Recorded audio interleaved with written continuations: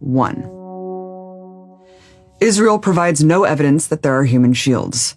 So far, the best they can do is share these photoshopped images. See, the building is red. That means Hamas is there. You know, for all of Israel's sophisticated surveillance technology with eyes over every single inch of Gaza, you'd think that they'd be able to produce more than cartoons and doctored graphics. In fact, the only proof they have provided so far are fake videos of Hamas rockets in residential areas. On May 15th, the IDF published a video of an Israeli training operation using a Hamas decoy, but claimed it was an actual Hamas missile launcher near civilians. In another lie, Netanyahu's spokesman tweeted a video claiming it was Hamas firing rockets next to an apartment building. Turns out this was a video from 2018 in Syria. So where's the actual evidence? If they cannot provide any, their claims must be investigated and brought to a trial. Even if there was evidence that Israel was hitting legitimate military targets, it still is illegal to kill such an outrageous amount of civilians. And you can't legally blow up a hospital, even if there are militants nearby. Either way, Israel should not be allowed to be above the law. Point 2. We shouldn't take Israel's claims of human shields at face value, because they have an extensive history of lying about it. I think the most irrefutable example are their killings at Gaza's Great March of Return, which we documented in our film, Gaza Fights for Freedom. At this Great March, Israeli snipers directly targeted and killed 183 unarmed demonstrators, including 35 innocent children at these protests, journalists marked press, medics performing medical aid, a man in a wheelchair, and so many more. But Israel said they were all human shields, so it was all legitimate. Here's where they really exposed themselves. According to international law, human shield applies collateral damage when you're targeting military forces in combat. But at the Great March protests, there were no militants, nobody shooting at Israelis, nobody with weapons, no targets remotely connected to military operations. So if all of those children, medics, journalists, and disabled people were human shields, who were they shielding? Even when they killed celebrated female medic Razan al-Najjar, they released a propaganda video saying she was a human shield. But shielding what? Under no circumstances would killing that many civilians at an unarmed protest, with the defense that they were human shields for non-existent military targets, hold up for a second in a war crimes tribunal. Today, Israel relies on the fog of war to make this claim seem possible. But just 2 years ago, Israel showed an irrefutable pattern of lying about human shields, and now they have zero credibility. Point 3. According to Israel's own definition of human shield, every man, woman, and child in Gaza is a human shield. They claim that anyone in the vicinity of not only Hamas missile sites, but Hamas offices, Hamas individuals, is a human shield. This includes Hamas members who are sleeping at home with their families and the surrounding houses. This includes anyone within a mile of any Hamas institution, which is literally all of the 2 million people who live there. Look, Hamas is the government of Gaza. Therefore, any civilian infrastructure is considered Hamas infrastructure, everything from transportation to healthcare. So anyone in the vicinity of those things or people can be killed with impunity. Even Israel's Minister of Defense confirmed that this is indeed their view, stating on May 18th that, quote, no person, area, or neighborhood in Gaza is immune from airstrikes. How is it in any way acceptable that Israel can categorize every human being in Gaza a legitimate target?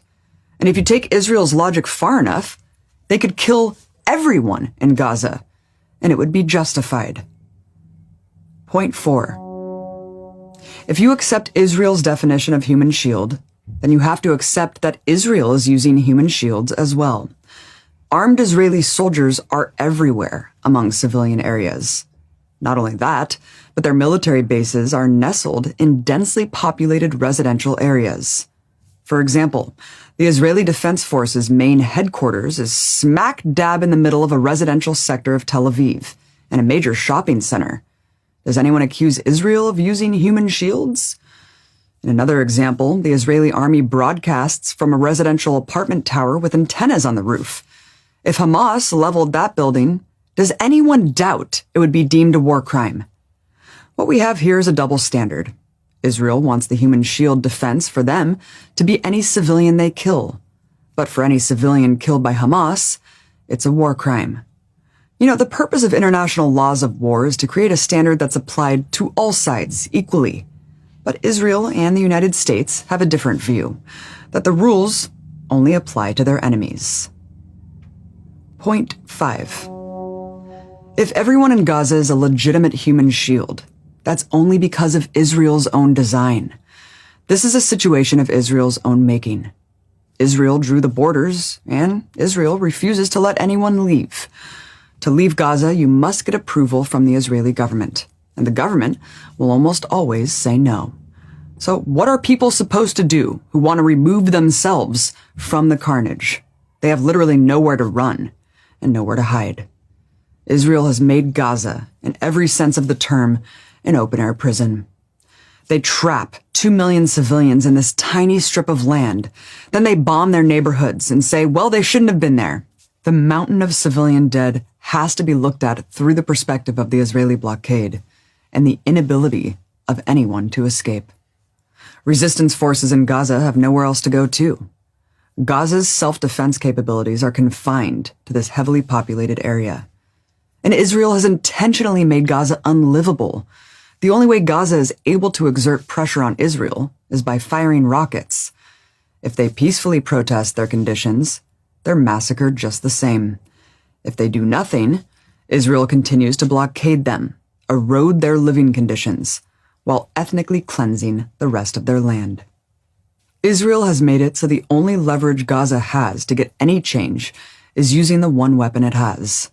Besides, Gaza has the right to self-defense under international law, and contrary to what Israel claims, the current round of fighting was started by Israel, not Hamas, when they deployed criminal violence against Al-Aqsa and Sheikh Jarrah. And right at the outset, on May 12th, Hamas offered a ceasefire to Israel. Israel rejected it because they wanted to keep going, despite their rhetoric of only wanting the rockets to stop. So if Israel's going to keep bombing, Gaza has no choice but to fight back, and that in turn becomes the excuse for Israel massacring so-called human shields. It's far from the first time this term has been used to state-sponsored mass slaughter.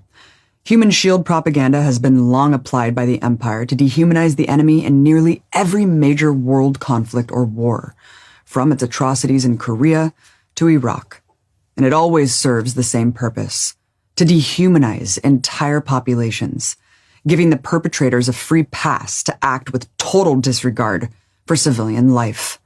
What the Israeli government is trying to do is cover up what their military is actually doing, which is indiscriminate bombing.